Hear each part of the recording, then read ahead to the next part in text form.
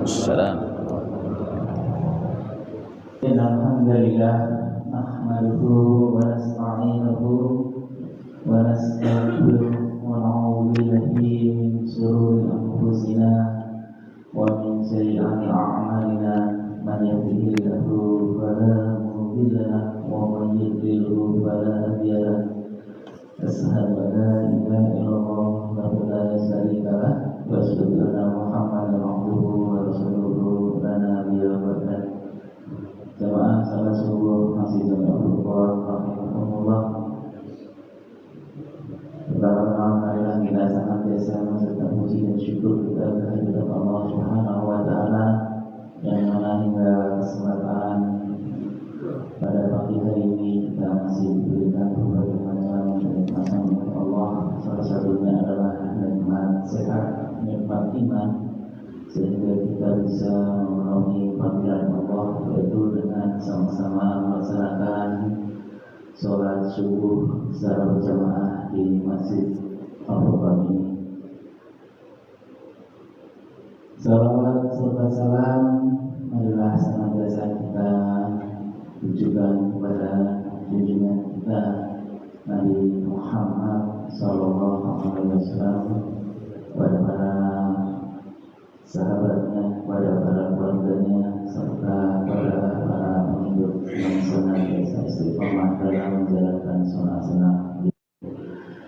Terima kasih Allah untuk melengkapi amalan kita pada pagi hari ini. Setelah kita sama-sama melaksanakan sholat subuh secara berjamaah, mari kita tambahkan amalan kita, yaitu dengan sama-sama mengambil ilmu, yang mana guru kita Ustaz Irwan Wahyudi sudah jauh-jauh dari Pondok sudah meluangkan waktunya untuk mengajarkan kepada diri kita, yaitu tentang tadabbur Al-Quran. Untuk itu tidak usah terlalu panjang kalam, mari kita awali taklim atau kajian kita pada pagi hari ini dengan sama-sama membaca basmalah. Bismillahirrahmanirrahim. Nama kepada Ustaz Irwan Wahyudi dan waktu dan mengucapkan persilakan.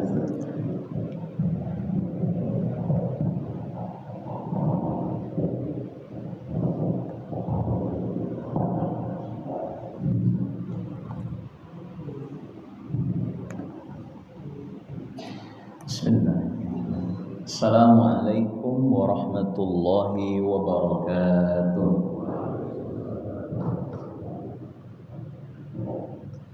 Alhamdulillahi rabbil alamin, wa bihi nasta'inu ala umuri dunya waddin, wassalatu wassalamu ala ashrafil anbiya'i wal mursalin, nabiyyina Muhammadin wa ala alihi wa ashabihi wa sallim. Amma ba'du, faqad qala Allah ta'ala fil Qur'anil Karim, ya ayyuhalladzina amanu taqullaha haqqa tuqatih wa la tamutunna illa wa antum muslimun. وقال أيضا تلك الدار الآخرة نجعلها للذين لا يريدون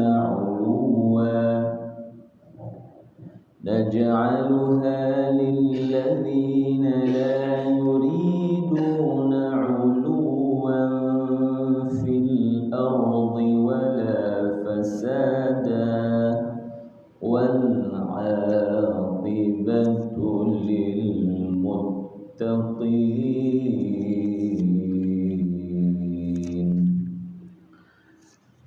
Shadaqallahul azim. Hadirin ma'asyiral muslimin, Bapak Ibu yang dimuliakan Allah Subhanahu wa taala.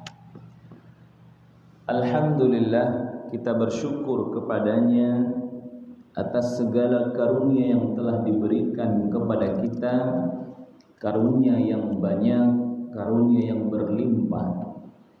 Sebagaimana Allah katakan dalam Al-Quran, wa in ta'uddu ni'matallahi la tuhsuha. Dan jika kalian menghitung-hitung nikmat Allah, maka kalian tidak akan mampu untuk menghitungnya. Sehingga ma'asyiral muslimin, kita memohon kepada Allah taufiknya agar kita semua diberikan kemampuan untuk menjadi hambanya yang pintar dan pandai dalam mensyukuri setiap nikmat-nikmatnya. Salawat dan salam untuk Nabi kita, Nabi Muhammad sallallahu alaihi wasallam. Dan kita pun juga memohon kepada Allah agar kita diberikan taufiknya untuk mengikuti setiap petunjuk ya, yang dibawa oleh Rasulullah sallallahu alaihi wasallam. Baik hadirin ma'asyiral muslimin, kaifa halukum jami'an? Bagaimana kabar Bapak Ibu semuanya, sehat? Alhamdulillah. Senang sekali pagi hari ini bisa hadir bertemu kembali dengan bapak-bapak semuanya setelah Idul Fitri ya, di pertemuan kita yang perdana insyaallah.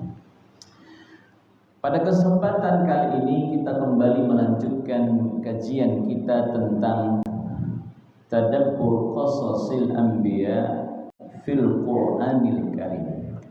Kali ini kita mengkaji Qasasul Anbiya dan terdapat di dalam surah ya, Al-Qasas ya, dimulai dari ayat pertama insyaallah sampai tuntas.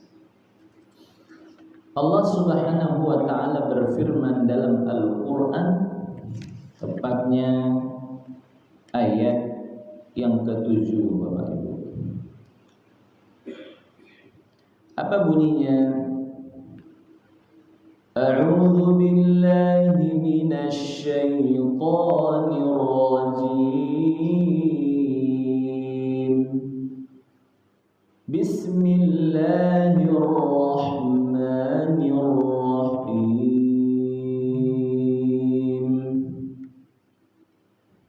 Wa auhayna ila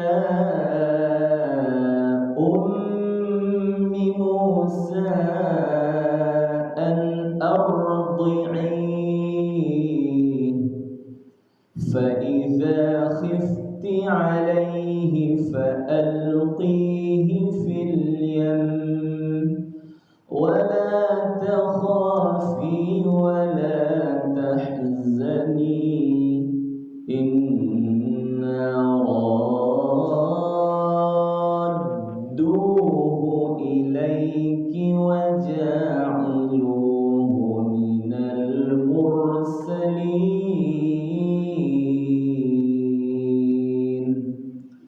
Shadaqallahul azim. Apa artinya hadirin? Wa auhayna ila ummi Musa, dan kami ilhamkan kepada ibunya Nabi Musa. Apa yang Allah ilhamkan? Susuilah dia. An ardi'i, susui anakmu itu. Fa idza khifti 'alaihi, apabila kamu khawatir dengan keselamatan anakmu itu, fa'alqihi fil yam, maka jatuhkan ia ke sungai. Bapak baca redaksinya itu, dengarkan. Jika kau khawatir dengan anakmu itu, maka jatuhkan ke sungai. Kadang nggak nyambung bapaknya. Kita khawatir sama anak, kok harus dilempar ke dalam sungai? Maksudnya apa ini? Nah, nanti kita paham kisahnya Bapak. Wala takhafi wala tahzani, jangan kau takut Jangan kau sedih, pokoknya lemparin aja. Itu cara Allah Subhanahu wa taala. Ya, ketika memberikan jalan keluar bagi seorang ibu yang khawatir terhadap keselamatan anaknya.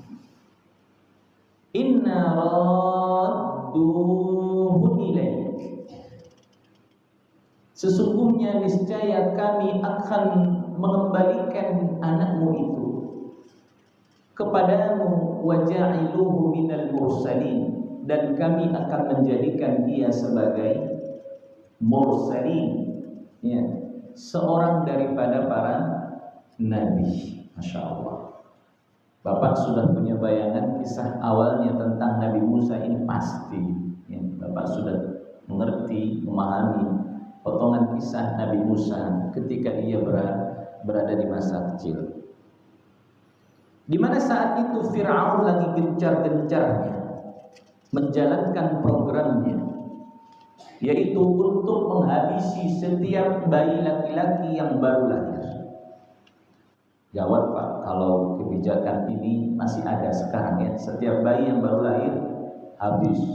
Alhamdulillah Bapak Ibu tidak berada pada masa Nabi Musa. Kalau ini lagi gencar-gencarnya MBG sekarang, ya. Nah, dulu anak-anak dihabisi, sekarang anak-anak dikasih makan. Makan gratis, makan siang.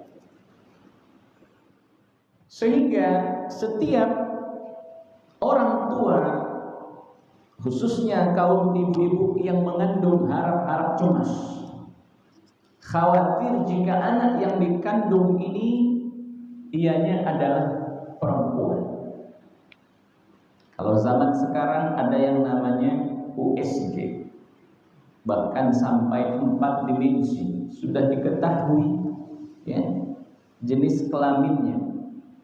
Sehingga kalau zaman dulu ada USG pada masa Nabi Musa, ya, sudah ambil ancang-ancang itu, ini anak perempuan. Nah, ngumpet dulu lari ke luar negeri, ya.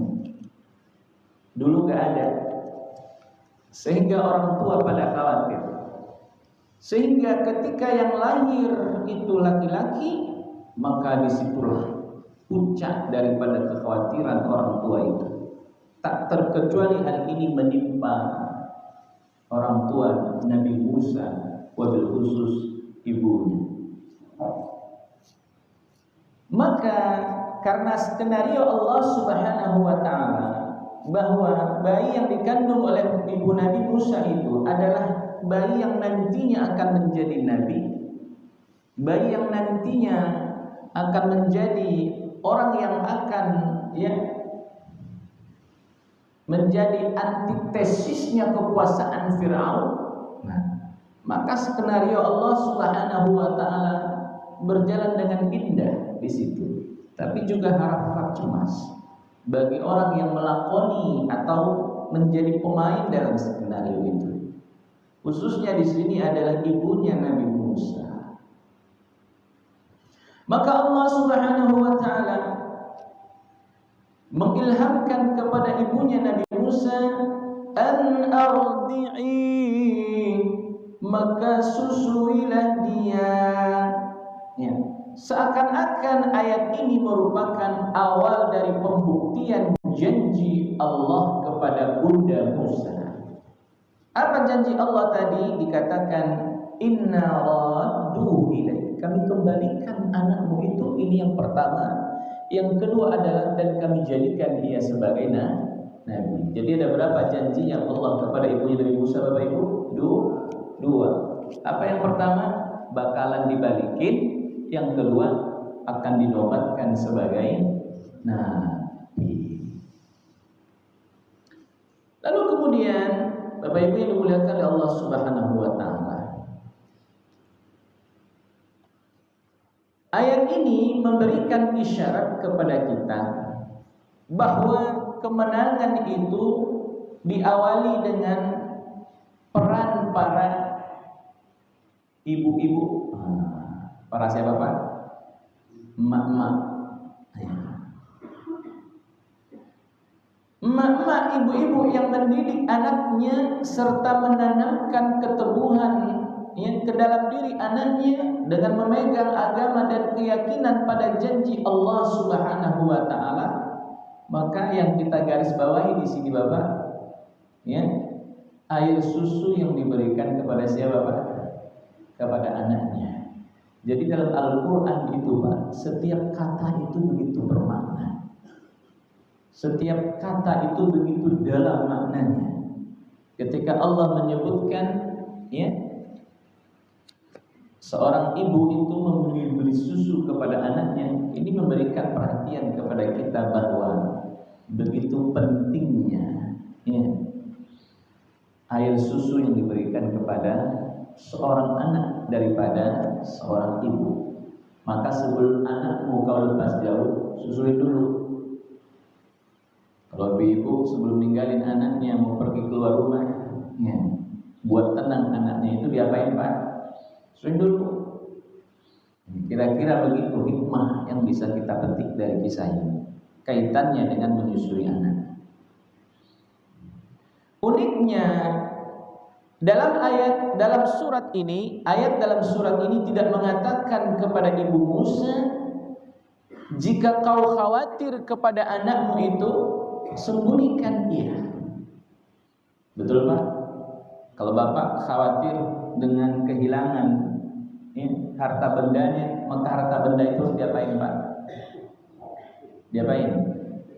Disembunyiin, dikekep.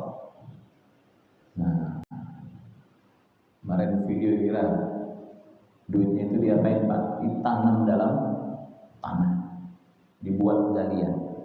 Kenapa? Karena disimpan di bank juga nggak aman katanya, ditilap juga. Kemarin itu berapa miliar itu uang hilang.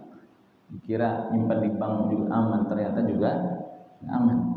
Akhirnya ibu-ibu inisiatif, diapain Pak?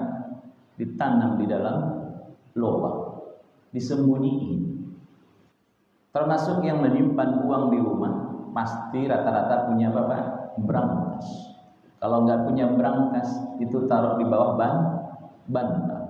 Rata-rata orang tua zaman dulu begitu. Ya, punya tempat persembunyiannya masing-masing. Intinya disembunyiin. Kenapa disembunyikan? Takut ini barang hilang, maling berkeliaran. Nah, harusnya teorinya begitu. Ketika ibu Musa khawatir kehilangan anaknya, ya, maka harusnya anaknya itu diapain Pak? Sembunyiin, ya, disimpan, minimal tuh dibawa kemana-mana, dikekap tuh anak tuh, didekap, ya. Tapi tidak dengan Allah Subhanahu wa taala. Ia memberikan jalan keluar bagi ibu Musa. Apa yang Allah katakan? Jika kau khawatir terhadap anakmu itu, fa'alqihi fil yam, maka jatuhkan ia ke dalam sungai. Sungai apa Pak? Sungai apa di situ? Sungai Nil. Ya. Kau khawatir sama anakmu itu, ya, nanti dia bakal ditangkap sama pasukan Firaun, tentara Firaun, udah lempar yang ke dalam sungai. Seakan-akan makna ayat ini, hanyutkan anakmu itu ke sungai dan yakin pokoknya ini adalah janji Allah. Janji Allah itu pasti benar. Mengapa demikian? Karena Allah Subhanahu wa taala juga menenangkan, Pak. Jadi Allah memberikan perintah, tidak sekedar memberikan perintah, tapi juga memberikan ketenangan kepada siapa? Ibunya Nabi Musa. Apa kata Allah? Wala takhafi, jangan kau takut. Wala tahzani, jangan kau sedih. Pokoknya inna raddu ilaik, kami balikin dia kepadamu dan kami jadikan dia sebagai nabi. Ini kalimat yang menenangkan ibunya Nabi Musa. Padahal perintah sebelumnya Bapak nakutin kan, itu harus diceburin ke dalam sungai, tapi Allah berikan kepadanya penenang. Pokoknya tenang aja, nggak usah takut, nanti kami balikin kepada. Hadirin Bapak Ibu yang dimuliakan Allah Subhanahu wa taala. Berbicara tentang peran wanita dalam Al-Qur'an tadi itu, ternyata Pak, dalam surah Al-Qasas ini ada beberapa lakon perempuan. Nah, Bapak sudah baca surah Al-Qasas? Udah Pak Ustaz. Kapan? Baru aja Pak Ustaz. Kapan itu? Ramadan. Nah, bulan Ramadan. Mudah-mudahan hari ini tetap baca Quran kan Pak ya? Berapa sehari baca Qurannya di sini? Insyaallah 1 juz atau setengah juz minimalnya.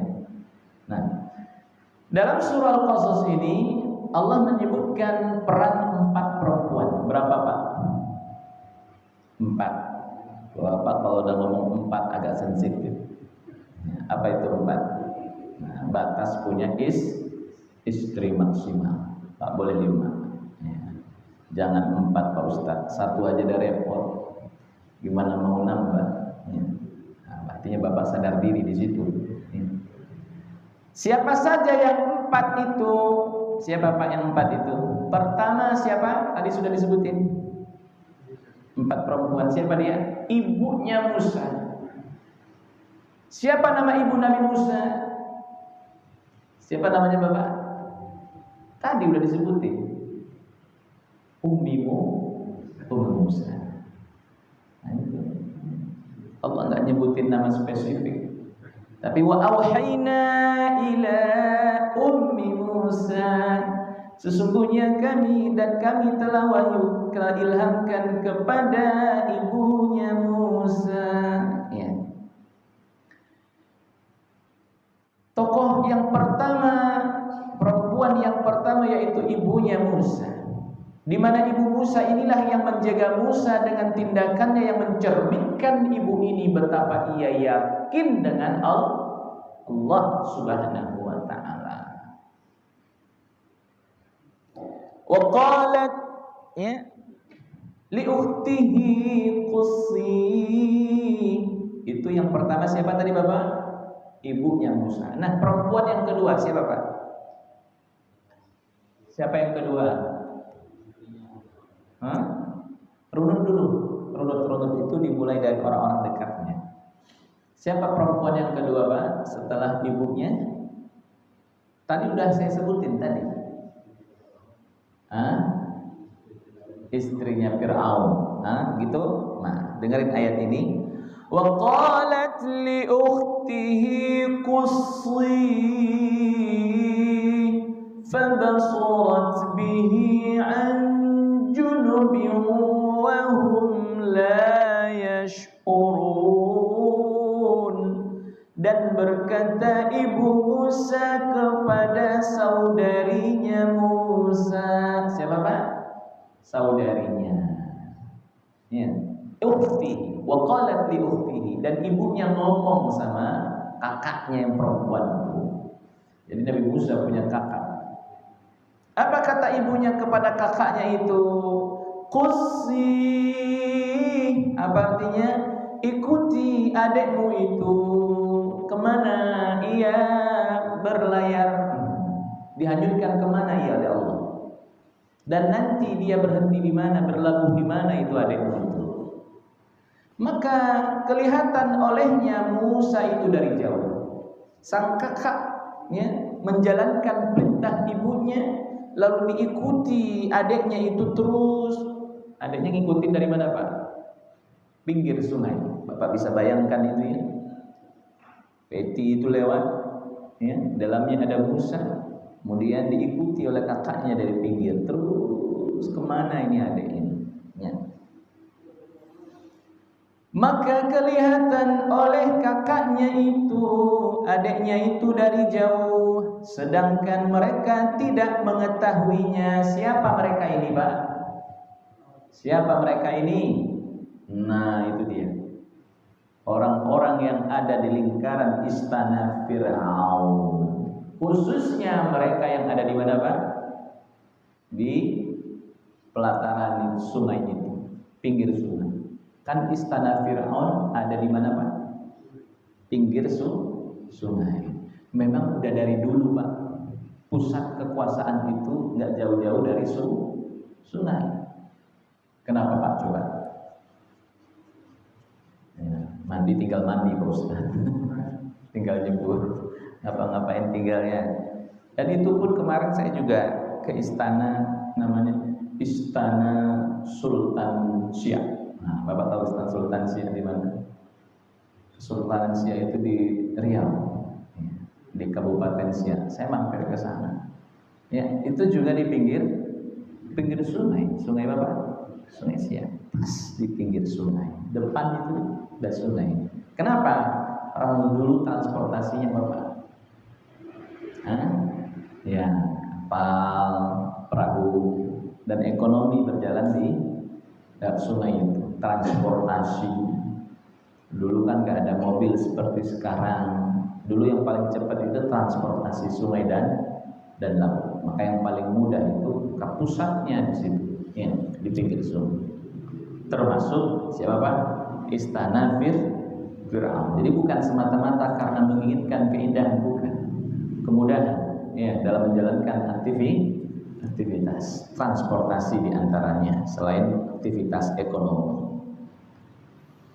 Lalu kemudian sampailah Nabi Musa itu di situ, seperti yang di dalamnya ada bayi itu, maka membuat orang-orang yang ada di pinggir sungai itu penasaran, itu barang apa itu yang lewat. Diambil olehnya, kemudian dilihat bayi ternyata.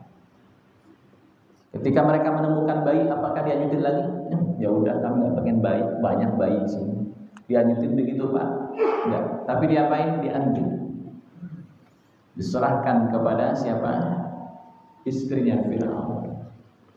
Istri Fir'aun ketika melihat bayi yang indah, yang mungil, Masya Allah, membuat hatinya terketuk. Lalu kemudian apa Pak? Dibawa naik ke atas. Ketika dibawa naik ke atas Pak, dibawa kepada siapa? Suaminya. Laporan ke suaminya. Ketika dilihat ternyata bayinya ini laki. Fir'aun ini udah gemes banget Pak. Ngelihat bayi laki-laki itu gemes, dia nggak peduli mau bayi siapa ini, pokoknya habisin. Kenapa? Dia ketakutan sama kekuasaannya. Khawatir nanti kekuasaannya itu hilang. Karena memang ya penasehatnya bilang hati-hati dengan kekuasaanmu, karena kekuasaan bakal dilolong oleh seorang laki-laki. Yang baru lahir, yang nanti dia akan tumbuh besar dan itu akan menghabisi kekuasaanmu. Kalang kabut Fir'aun ini. Tapi ya, nah itu nanti pada profil yang keberapa Pak? Ketiga. Ya. Kemudian dicegahnya oleh Allah itu perempuan-perempuan itu menyusui bayi Musa. Kenapa Pak? Bayi ini sudah melewati perjalanan panjang. Tiba masa dia mana harus ngapain Pak? Nyusui. Gak ada yang bisa nyusui, nangislah dia. Makanya dalam istana pun untuk menenangkan bayi ini dikasih apa Pak? Susu. Ternyata gak ada satu orang pun yang berhasil menyusui Musa. Kenapa? Allah cegah. Allah katakan dalam Al-Quran ini, wa harramna alaihil maradi'. Kami cegah Musa dari menyusui kepada perempuan-perempuan yang mau menyusui dalam istana itu. Dan ternyata Pak, disitulah peran seorang siapa Pak? Kakak Musa melihat orang-orang di sekitar itu kalang kabut, kelimpungan, bayi nangis, disusuin gak mau. Maka kakaknya tadi datang yang menghampiri mereka. Kalian, hal adullukum ala ahli baiti yang fuluna, mau gak kami tunjukkan, aku tunjukkan kepada kalian ahlul bait, keluarga yang bisa memelihara anak ini untuk kalian. Pokoknya kalian tenang baik, ya. Ku bawa anak ini kepada suatu keluarga yang mana bisa membuat anak ini tenang, mau nyusul. Ya, ini semua dilakukan untuk kalian. Jadi artinya Pak, anak ini statusnya tetap milik mereka, tapi bawa dulu, nanti disusuin sampai dia puas dan tenang. Ya.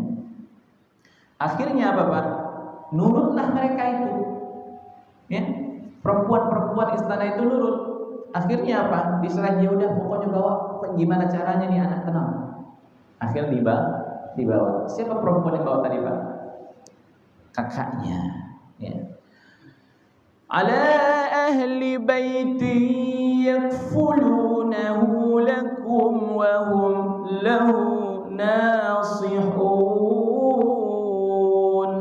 faradadnahu ila ummih, maka kami kembalikan Musa itu kepada ibunya.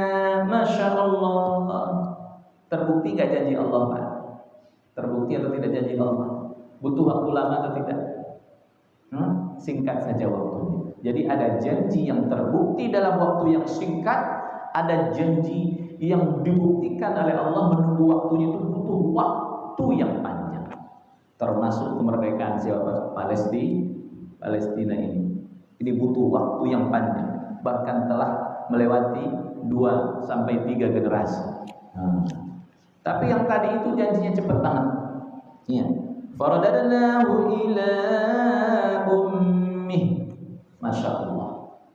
Nah, jadi pokok janji Allah itu, Pak, ketika Allah sudah janji, pasti 100% akan terwujud. Cuman masalah waktu. Ada yang cepat, ada yang setengah cepat, ada yang lambat. Ini masalah waktu. Itu tokoh kedua. Tokoh yang ketiga siapa, Pak? Yang punya peran dalam kisah Fir'aun, kisah Nabi Musa ini. Siapa yang ketiga? Istri Fir'aun. Siapa nama istri Fir'aun? Siapa, Pak? Asia. Disebutkan ya, Bapak tahu lah, insyaallah. Apa kata Allah dalam Al-Quran? Allah nggak nyebutin Asia dalam Al-Quran, istri Fir'aun itu. Apa kata Allah? وَقَالَتِ امْرَأَةُ فِرْعَوْنَ قُرَّةُ عَيْنٍ لِّي وَلَكَ لَا تَقْتُلُوهُ عَسَىٰ أَن يَنفَعَنَا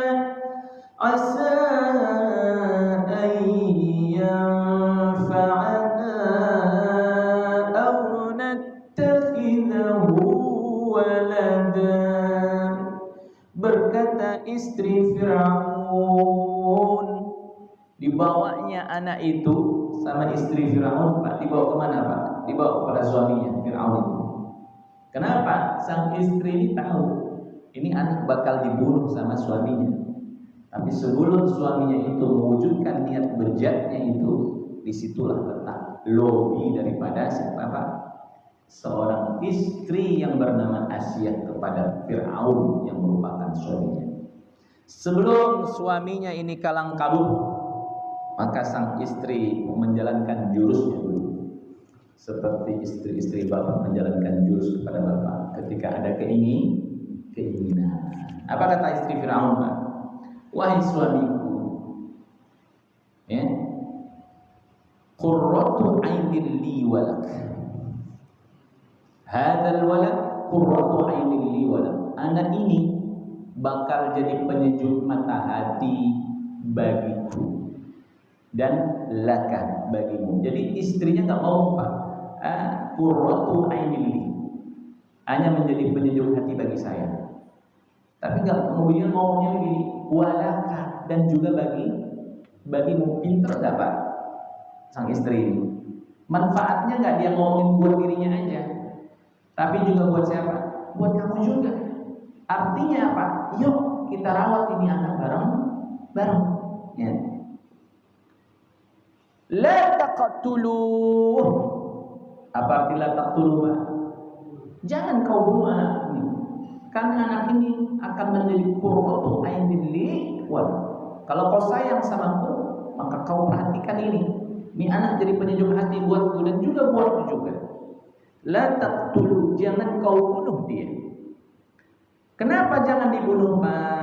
Kenapa jangan dibunuh? Allah katakan asa ayyam fa'ana. Mudah-mudahan ya, yamfa'ana, anak ini bermanfaat buat keluarga kita, au nattakhidahu walada, atau kita ambil aja dia jadi anak kita. Masya Allah. Itu, Pak, Allah katakan dalam Al-Quran, kaitannya dengan Musa kecil dalam keluarga Fir'aun. Ini perempuan yang keberapa, Pak? 3. Nah, ada satu lagi perempuan. Siapa namanya? Siapa namanya, Pak? Atau sebutin aja orangnya, maksudnya, perannya. Siapa dia? Yang keempat itu adalah anak perempuan Syu'aib. Anak perempuan siapa? Syu'aib. Anak perempuannya Nabi Syu'aib alaihissalam. Loh, kok muncul dalam kisah Nabi Musa? Ada ini lakonnya. Bapak kan tahu saat itu ketika Nabi Musa dalam lingkaran istana, kan dia tumbuh besar begitu ya, ada fase di mana saat itu Nabi Musa ya, ngapain Nabi Musa saat itu, Pak? Membunuh seorang laki dari kalangan siapa, Pak? Kipti ya. Kipti itu kan ada Bani Israel dan juga ada dari golongan Kipti. Kipti ini lebih dekat kepada siapa, Pak? Asal usul temurunnya Fir'aun. Dan ini ada Bani Israel yang menjadi pengikutnya siapa? Nabi Musa. Saat itu belum berlaku Nabi Musa alaihissalam, di mana dia ya memberikan menyampaikan perintah Allah Subhanahu wa taala kepada Bani Israel. Nah, saat itu apa yang terjadi, Pak? Nabi Musa melihat ada dua orang yang bertikai. Satu dari Bani Israel, satu lagi dari Kipti, orangnya Fir'aun. Ketika bertikai itu, Nabi Musa melerai. Sampai terjadi di mana Nabi Musa ini mukul, menggaplok, menggaplok siapa?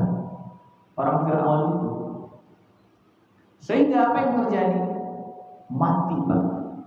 Gawat pukulan Nabi Musa ini. Padahal dia nggak niat membunuh, Pak. Mukul doang. Ketika dipukul, Pak, mati. Terkejut Musa, kenapa orang ini bisa mati? Orang saya nggak bunuh buat dia, matiin dia kok. Apa kata Nabi Musa? Ini kerjanya setan. Kerjanya siapa?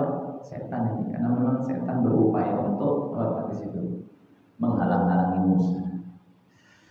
Sehingga melihat ada yang meninggal dunia, tewas di situ, Nabi Musa mencoba menenangkan dirinya. Dan seketika itu juga Bapak, dia beristighfar, minta ampun kepada siapa? Allah Subhanahu wa ta'ala. Itu beda Nabi dengan yang lain, Pak. Kalau Nabi itu melakukan kesalahan, langsung saat itu juga Bapak istighfar, minta ampun, gak nunggu lama, gak pikir panjang, dia salah, dia ngakuin kesalahannya. Tapi saya gak niat membunuh. Dan Allah menerima taubatnya. Sampai ke telinganya, Musa, hati-hati kau dengan keselamatanmu. Fir'aun berupaya menangkapmu, menuntut balas atas kematian laki-laki ini. Hingga disebutkan, Pak, larilah Nabi Musa ini, ya, pergi dia hingga sampai di suatu tempat yang bernama Madian. Apa namanya, Bapak? Madian. Nah, dalam perjalanan itu, di situ Nabi Musa memperhatikan ada sekelompok orang dengan hewan ternaknya. Ya, di antara orang itu ada perempuan yang mencoba memberikan minum hewan ternaknya dengan menimba air dari sumur. Seketika itu juga Nabi Musa tanpa dimintai pertolongan dia menawarkan diri. Udah, saya aja yang ngambil air. Kalian pokoknya tenang aja semuanya. Laki-laki, Pak. Ada perempuan yang kesulitan, kepayahan, panggilan jiwanya membantu dan menolong. Nabi akhirnya dibantu oleh Nabi Musa. Ditimbanya air, kemudian air itu diberikan kepada hewan-hewan ternak itu. Ternyata, Pak, perempuan-perempuan itu terkesima dengan akhlaknya siapa? Nabi Musa. Dilaporinlah sama perempuan itu kepada ayahnya. Tuh ada laki-laki baik banget itu. Tadi dia ngasih minum hewan ternak kita. Ya. Pak, katanya perempuan itu, kiranya mungkin laki-laki baik itu bisa kita pekerjakan di rumah kita ini. Barangkali dia bisa membantu kita. Apa kata laki-laki itu, perempuan itu? Faja'athu ihdahuma tamshi 'ala istihya. Qalat inna abi yad'uka liyajziyaka ajra ma saqaita lana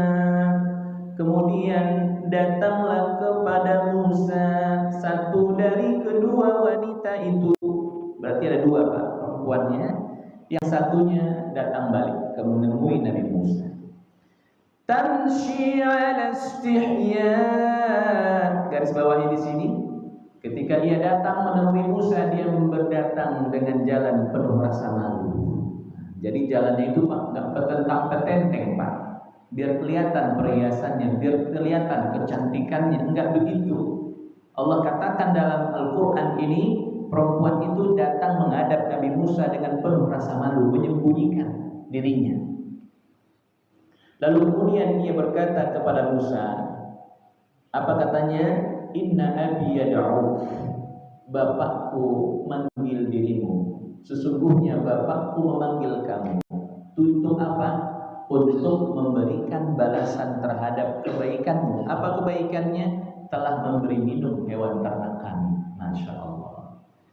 Dua orang yang bagus, indah akhlaknya, ya, saling bertemu. Kemudian apa Pak? Antara bapak dan antara seorang nabi saling berbalas kebaikan. Musa menawarkan bantuan, tapi keluarga Nabi Syuaib tidak serta-merta ya membiarkan kebaikan ini berlalu begitu saja. Apa yang terjadi Pak? Membalas kebaikan. Nah ini yang kita pelajari di sini. Ada orang berbuat baik Pak, jangan cuek lain, jangan dibiarin begitu. Tapi apa Pak?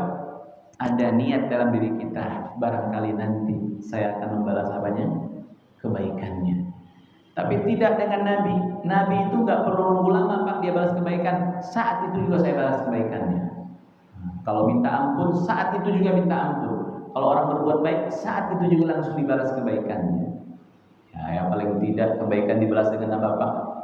Jazakumullahu khairan. Doain. Tapi Nabi Musa, Nabi Syuaib tidak hanya sekedar mendoakan jazakumullahu khairan, tidak, tapi dia membalas dengan yang lebih baik. Apa itu Bapak? Dipanggil.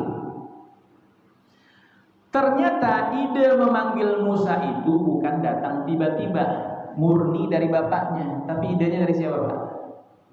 Anaknya sendiri yang ngasih ide. Ya. Anak yang mana? Anak perempuan tadi itu. Ya. Apa kata sang anak?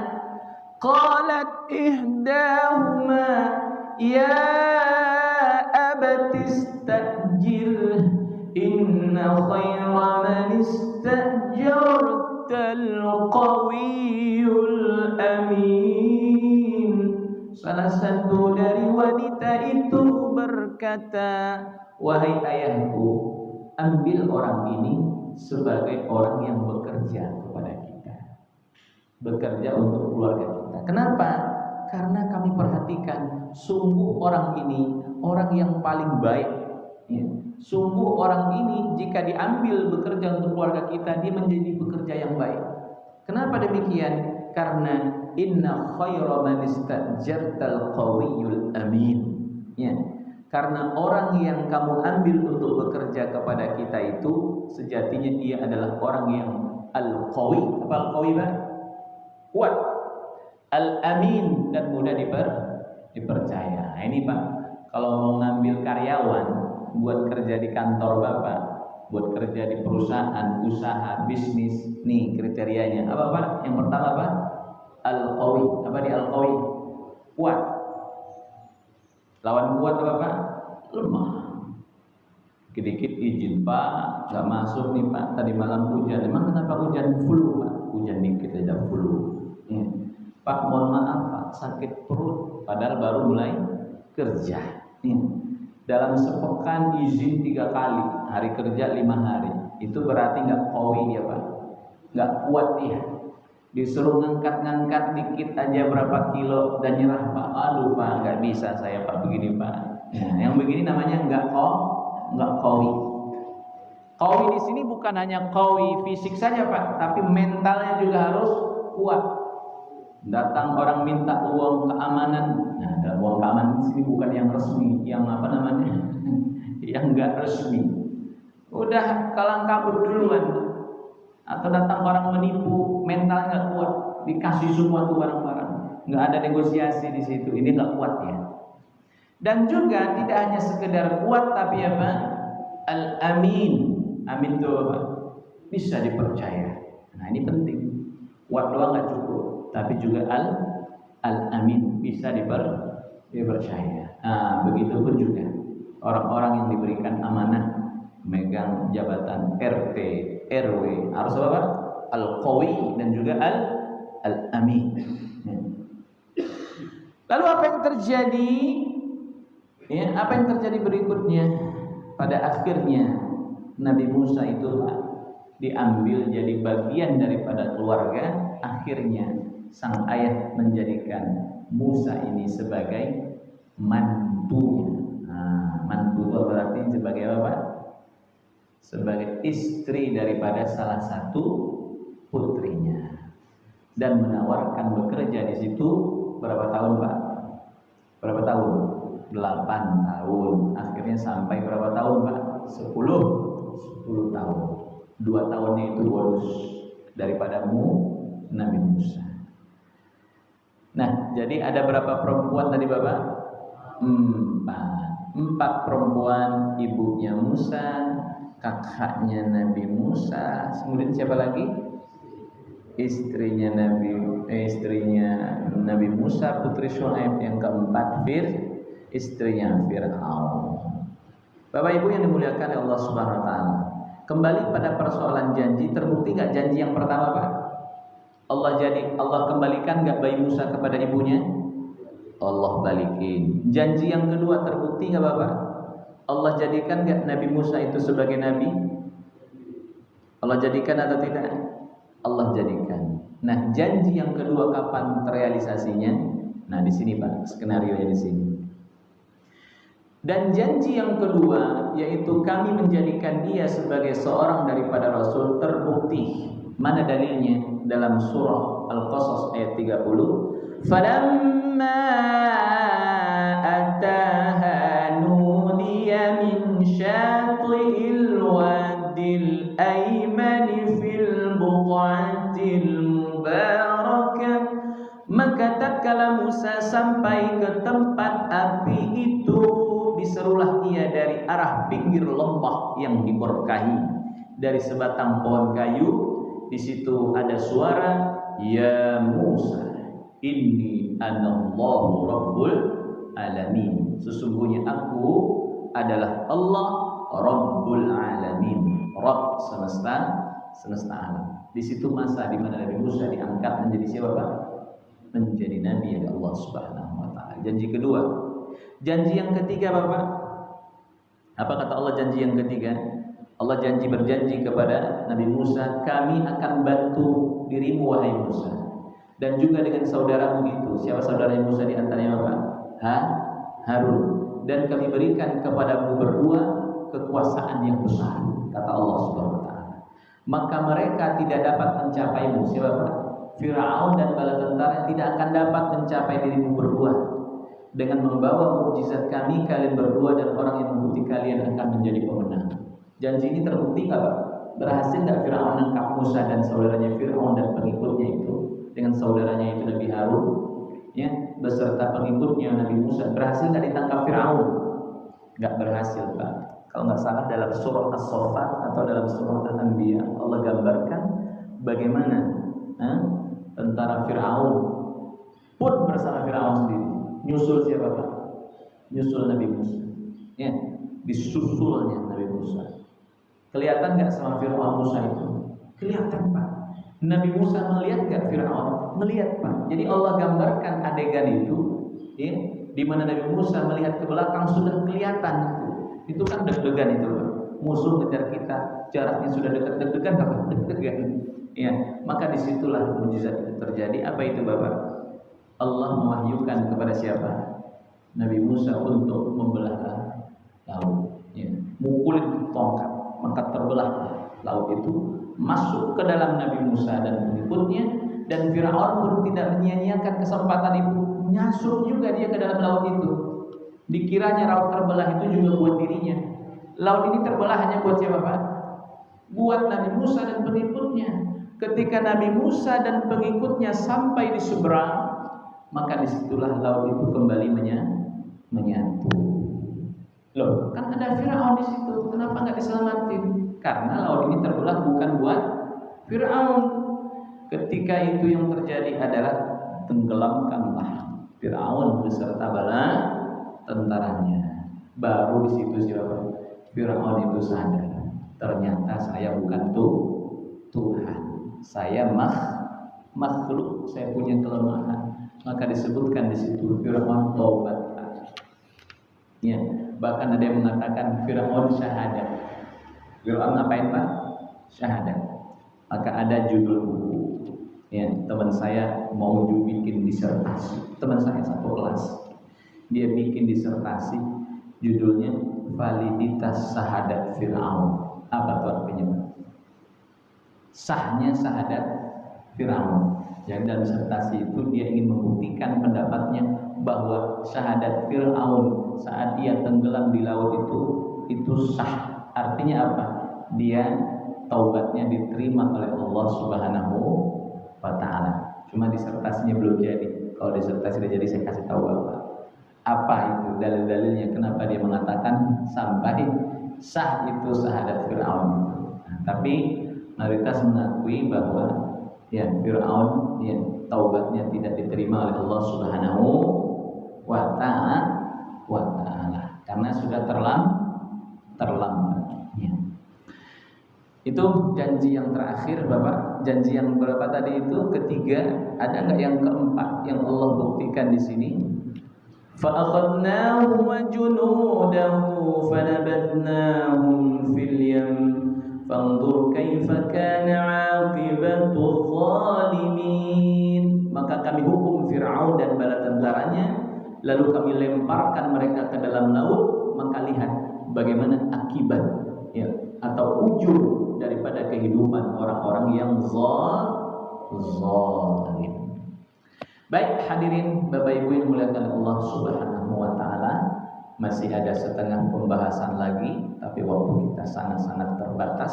Insyaallah kita lanjutkan pada kesempatan berikutnya dengan pembahasan mulai dari ayat 81, ayat yang berbunyi wa qul ja'al haqqu wa zahaqal batil innal batila kana zahuqa.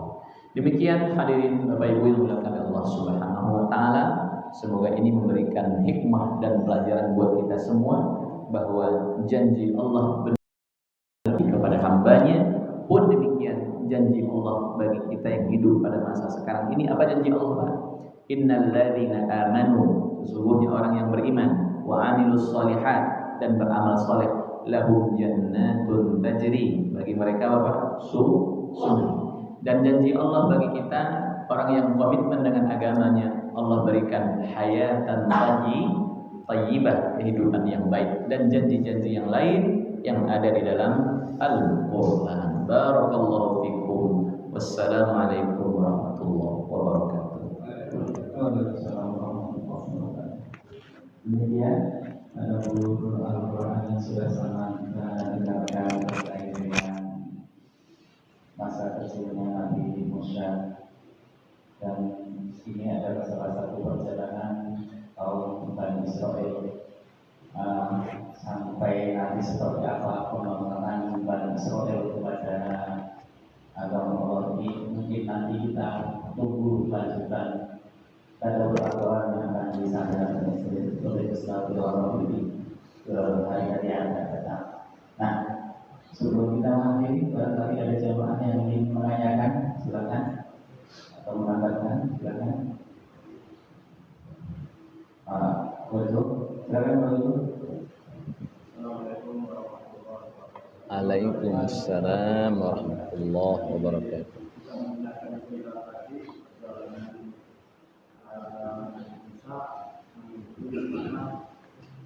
Mulai lagi saya terapkan itu antara kakaknya Nabi Musa itu sepertinya setelah umurnya saya terlalu panjang atau terlalu banyak. Kira-kira umur berapa ya? Terus bapaknya Nabi Musa itu di mana ketika waktu itu?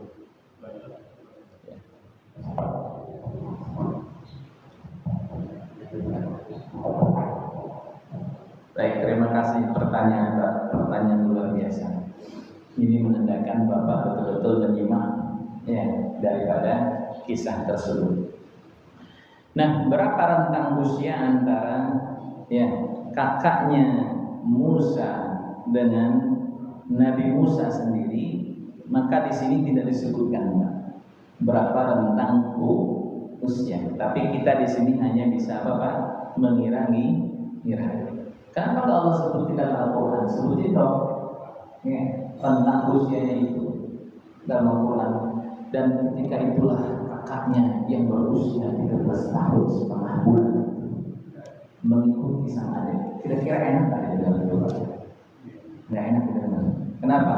Karena Al-Quran itu bukan fokus kepada hal-hal yang detik. Saya baca di situ.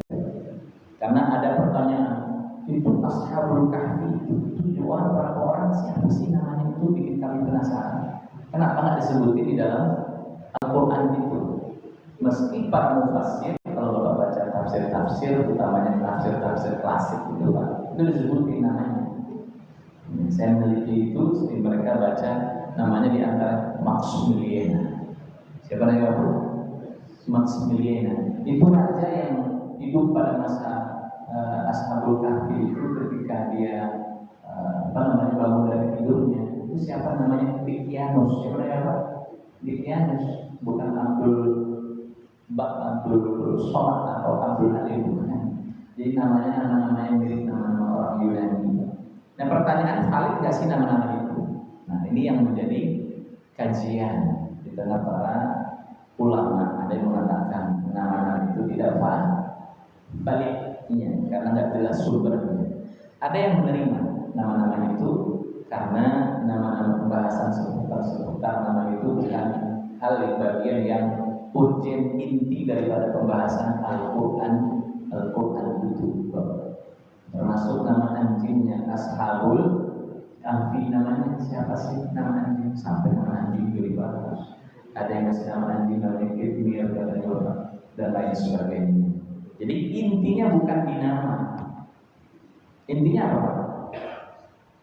Tapi intinya itu lebih kepada hikmah dan pelajaran daripada kisah itu. Udah kamu gak usah dipusingin namanya, bukan itu pembahasannya. Kalau berdoa seputar nama anjing Ashabul Kahfi terbesar jemaah masjid, separuh jemaah bilangnya Kitmir, separuhnya apa, saling botol-botolan, hanya memperdebatkan persoalan. Bukan di situ masalahnya. Ya, masalahnya itu yang menjadi perhatian kita itu lebih kepada hikmah dan pelajaran yang bisa kita ambil daripada kisah itu. Termasuk berapa tentang usianya. Yang jelas anak ini usianya sudah mumayyiz.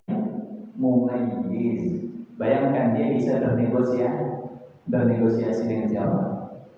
Istrinya berarti 3 tahun atau 4 tahun Pak? Sudah bisa kita perkirakan berapa usianya, di mana dia sudah bisa berdialog. Takut gak dia Pak masuk istana Fir'aun? Wah, berarti sudah besar. Paling banter itu aja Pak. Ya, ini sudah punya kemampuan berdialog dengan baik. Begitupun juga dengan bapaknya. Bapaknya nggak disebutin di sini. Lakonnya itu dijelaskan. Karena fokusnya juga bukan peran daripada bapaknya Nabi Musa. Ya. Tapi peran yang di sini yang menjadi titik tekan itu siapa? Ibunya Nabi Musa. Karena hikmah dan perjalanan kehidupan Nabi Musa ini kisarannya itu berkisar kepada siapa? Ibu dan kakak dan Nabi Musa. Adapun peran bapaknya itu pasti ada. Cuma dalam kisah yang ingin Allah tampilkan itu tidak signifikan. Maka Allah Subhanahu wa taala tidak menyebutkan di sini siapa bapaknya Nabi Musa. Tapi yang jelas ada nggak bapaknya Bapak? Ada nggak bapaknya itu? Ada. Karena yang tidak punya bapak siapa? Hanya Nabi Isa. Adapun bapak Nabi Musa nggak disebutin di sini. Meski ada yang mengatakan nama bapaknya itu juga namanya siapa? Imran. Persis namanya siapa? Nama bapaknya Maryam binti Imran. Namun di sini disebutkan bapaknya itu namanya Imran dan juga bagian daripada keturunan Nabi Yakub atau berasal dari Bani Israel juga. Cuman nggak disebut secara eksplisit dalam Al-Quran dia sebagai ayahnya Nabi Musa. Cuman dalam kitab tafsir beberapa disebutkan bahwa nama bapaknya itu adalah Imran. Tapi hati-hati jangan tertukar dengan siapa? Imran yang mana ini nama dari ayahnya Maryam. Tokohnya berbeda meski namanya sama. Kalian menyebutkan Musa bin Imran dari Bani Israel, keturunan daripada Nabi Yakub alaihissalam.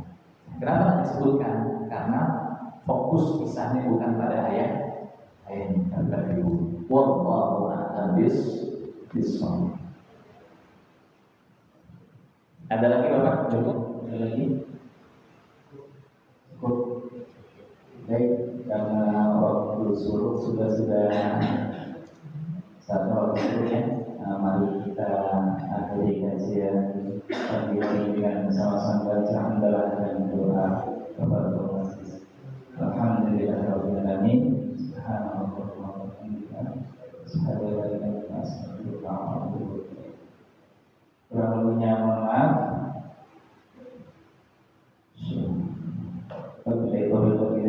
Assalamualaikum warahmatullahi wabarakatuh.